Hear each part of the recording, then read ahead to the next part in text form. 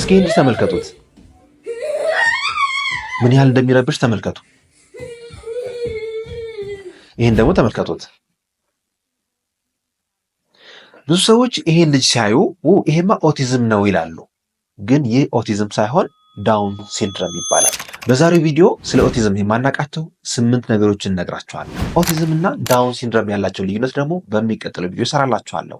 እስከ መጨረሻው የቪዲዮ ተመልከቱ። ሰላም ጤና ይስጥልን፣ ዶክተር ፋሲል ነኝ፣ የህፃናት ስፔሻሊስት ሐኪም። በዛሬው ቪዲዮ ስለ ኦቲዝም የማናውቃቸው በጣም ብዙ ሰዎች የሚሳሳቱበትና ሚስ አንደርስታንዲንግ ወይም ደግሞ ሚዝ የምንለው ነገር በማህበረሰባችን ውስጥ ይወራል። ታዲያ እነዚህ ትክክል ያልሆኑ ነገሮች የትኞቹ ናቸው? የማናውቃቸው ነገሮችስ ምንድን ናቸው? የሚለውን በዝርዝር በዛሬ ቪዲዮ ነግራችኋለሁ። እስከ መጨረሻ ተመልከቱ። ስለ ኦቲዝም እንዲሰራላችሁ የምትፈልጉት ያልተነሳ ወይም ደግሞ ያልተብራራ ነገር ካለ ከታች ኮሜንት አድርጉልን። እስከ መጨረሻው ቪዲዮን ተመልከቱ። ቤተሰብ ያልሆናችሁ ሰዎች ይህ ብሩክ ኪድስ ዩቲዩብ ቻናላችን ነው። ሰብስክራይብ ያደረጋችሁ የደወል ምልክት እየተጫናችሁ ቤተሰብ ሁኑ። አንደኛ የማናውቀው ነገር ኦቲዝም አንድ ወጥ የሆነ በሽታ አይደለም። ሲጀመር ኦቲዝም በሽታ ወይም እንደ ህመም አንቆጥረው። ኦቲዝም ማለት ኒውሮ ዴቨሎፕመንታል አብኖርማሊቲ፣ ያ ማለት የስነ አእምሮ የተወሰነ ውስንነት ወይም ለውጥ ማለት ነው እንጂ በራሱ እንደ በሽታ እንደ ህመም አንቆጥረው። እነዚህ ለውጦች ምንድን ናቸው? 3 ዋና ዋና ክራይቴሪያዎች አሉ። አንደኛው ሶሻል ኮሚኒኬሽን ፕሮብለም። ሶሻል ስንል እንግዲህ የማህበራዊ ነገሮች፣ ማህበራዊነትን ብዙም አይወዱም፣ ራስን ማግለልን ይመርጣሉ ማለት ነው። ሁለተኛው ደግሞ የተግባቦት ወይም የኮሚኒኬሽን ፕሮብለም አለባቸው።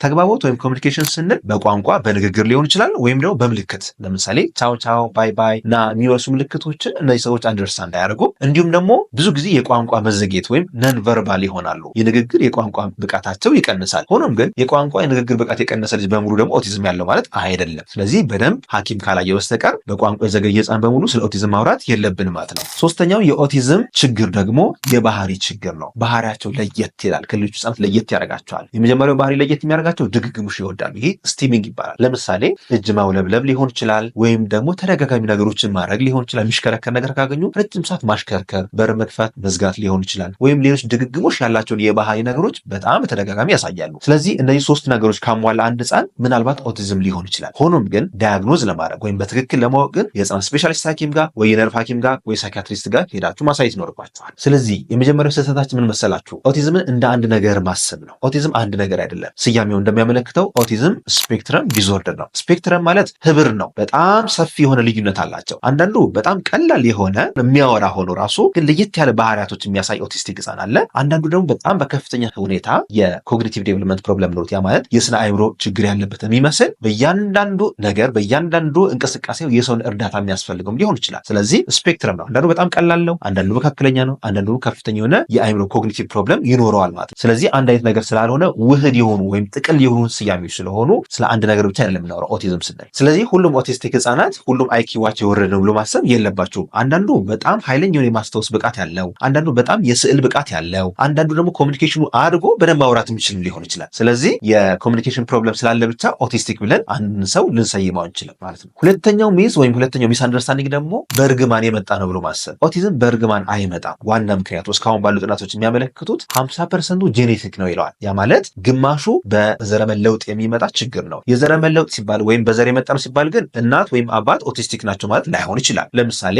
በእናት ዘር ውስጥ ወይም በአባት ዘር ውስጥ ወይም የስፐርም ሴል እና ኤግስ ሴል ውስጥ የጄኔቲክ ለውጦች ከተከሰቱ ከወሊድ በፊት ከጽንስ በፊት ይህ ነገር ከተከሰተ ልጁ ላይ ባህሪያቶቹ ሊንጸባረቁ ይችላሉ። ሆኖም ግን ደግሞ ከ50 እስከ 60% ደግሞ ኤፒጄኔቲክ ሊሆን ይችላል። ኤፒጄኔቲክ ማለት ጂኑ የኦቲዝም ጂን ኖሮ ከውጭ ደግሞ ሌላ ተጨማሪ ነገሮች ሲጨመሩበት ኦቲዝምን ሊያሳይ ይችላል። ለምሳሌ አንድ የኦቲዝም ጂን አብኖርማሊቲ አለ ልበላችሁ። እሱ ላይ ከፍተኛ የሆነ ስክሪን ማብዛት ሊሆን ይችላል፣ ከፍተኛ የሆነ የምግቦች ኬሚካል መብዛት ሊሆን ይችላል፣ ወይም ደግሞ ከፍተኛ የሆነ የእናት ስትረስ፣ የሆርሞን ፕሮብለሞች እና ሌሎች ተጓዳኝ ችግሮች ሲከሰቱ እናቶች ወይም በእርግዝና ወቅት የሚያጋጥማቸው ነገሮች ለዛም ሊያጋለጣቸው ይችላል። ያ ማለት ግን ከእናት የተጋባ ነው ማለት ግን አይደለም። ስለዚህ 50% ወይም ግማሹ ጄኔቲካሊ የሚመጣ ሲሆን የተወሰነው ደግሞ ጂን ፕላስ ኢንቫይሮንመንት ነው። ያ ማለት ተፈጥሮ ፕላስ ደግሞ ከውጭ የሚመጡ ኬሚካሎች ተደማምረው የሚያመጡት ችግር ሊሆን ይችላል። አንዳንዶች ጥናቶች ደግሞ ከአንጀት ጋር ኢቭን የሚያያይዙት አሉ። የአንጀት ጤንነት ሲታወቅ አእምሯቸው አብሮ ይታወቃል። ስለዚህ ጂኑ ካለ እና አእምሯቸው ከአንጀት በሚመጡ ቶክሲኖች ከተዛባ ወይም ወደ ጭንቅላት የሚሄዱ ኬሚካሎች ያን ነገር ካዛቡት ኦቲዝም ሊመጣ ይችላል ይላል። ይህ ገት ብሬን ኮኔክሽን እንዳለው ብዙ ጥናቶች ያመለክታሉ።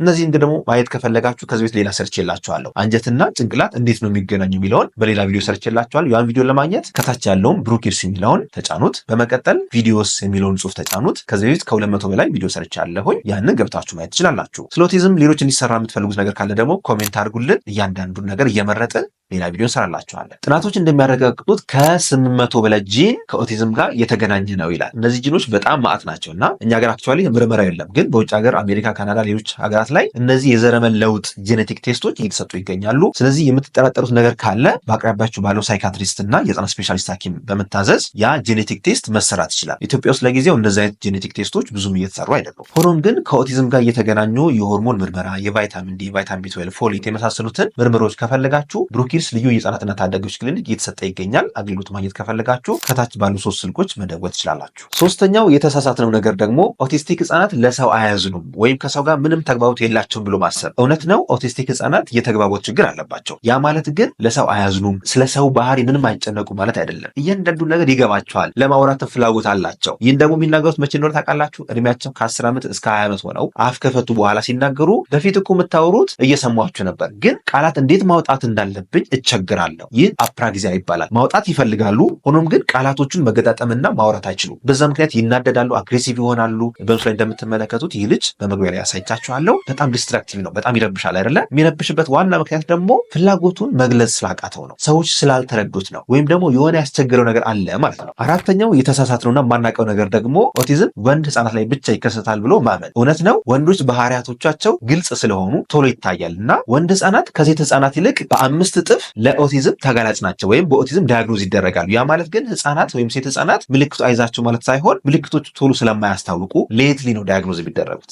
አምስተኛው የማናውቀውና ብዙ ጊዜ የምንሳሳትበት ነገር ደግሞ ኦቲዝም አይድንም ብሎ ማሰብ። ኦቲዝም በትክክል ከተሰራበት መዳን ይችላል፣ መቀየር ይችላል። መዳን ስንል ግን ይሄ ኪውር የምንለው ነገር 100% ባናሟላም ዋናው ኪውር የምንለው ኦቲስቲክ ህፃናት ላይ ፈንክሽናሊቲያቸው ነው። ያ ማለት ፈንክሽናል እንዲሆኑ ማድረግ፣ ለምሳሌ በትምህርታቸው ፈንክሽናል እንዲሆኑ ማድረግ፣ በተግባቦት ብቃታቸው ፈንክሽናል ወይም ስኬታማ እንዲሆኑ ማድረግ፣ ከሰው ጋር እንዲግባቡ ፍላጎታቸውን እንዲያንጸባርቁ ወይ በምልክት ወይ በንግግር ፍላጎታቸውን እንዲናገሩ ማድረግ፣ አቴንቲቭ እንዲሆኑ ማድረግ።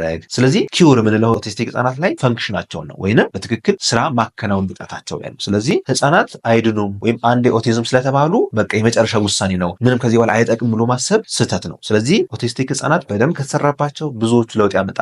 ይህን ደግሞ ቲክቶክ ላይ ያሉ ብዙ ኦቲስቲክ ህፃናት አሉ። አሁን እድሜያቸው 15 ዓመት 20 ዓመት 25 ዓመት ሆኖ አሁን ባለትዳር ናቸው፣ ልጆች አላቸው። ግን በወቅቱ በህፃንነታቸው ኦቲስቲክ ነበሩ እና በወቅቱ የነበረውን ምልክታቸውን አሁን ይናገራሉ። ምናልባት ማየት ከፈለጋችሁ ቲክቶክ ላይ በጣም ብዙ ሰዎች አሉ ስለራሳቸው የሚያወሩ እንዲህ ነበርኩ፣ አሁን ግን ተሳክቶልኛል። ስለዚህ ኦቲስቲክ ህፃናት ከተሰራባቸው ያስለፋሉ እንጂ ስኬታማ በሆነ መልኩ ማዳን ወይም መለወጥ እንችላለን ማለት ነው። አንድ ነገር ግን ልንገራችሁ፣ ቅድም እንዳልኳችሁ 50% ወይም ከ50% በላይ የሆነው ግን ጄኔቲክ ስለሆነ ወይም የዘረመል ስለሆነ ያ ውስጣቸው ያለ ለየት ያለ ባህሪ ግን ስቲል እስከ አዋቂነታቸው ድረስ ሊቀጥል ይችላል። ምክንያቱም ጄኔቲክ ባክግራውንድ ስላላቸው ወይም የዘረመል ለውጥ ስላላቸው ብዙዎቹ እስከ አዋቂነት ስኬታማም ቢሆኑም ለውጥ ቢያሳዩ የሆነ ለየት ያለ ምልክት ግን ሊኖራቸው ይችላል። ስድስተኛው የማናውቀውና ብዙዎች የምንሳሳተው ነገር ደግሞ በተለይ ወንዶች ላይ አይ ወንድ ልጅ ነው አፉን የሚፈታው 5 ዓመት ወይ 7 ዓመት ወይ 6 ዓመት ነው ተውት በራሱ ይፈታል ብሎ መተው። ይህ በጣም ትልቅ ስህተት ነው። ህፃናት ገና 2 ዓመት ላይ እስከ 50 ቃላት እንዲያወሩ እንጠብቃለን። 3 ዓመት ላይ ደግሞ እስከ 300 ቃላት እንዲያወሩ ወይም እንዲገጣጥሙ እንጠብቃለን። 2 ዓመት ላይ 2 ቃል ያላቸውን አረፍተ ነገሮች ለምሳሌ ዳቦ ስጭኝ፣ ሻይ ስጭኝ ማለት አለባቸው። ይህንን ካላሉ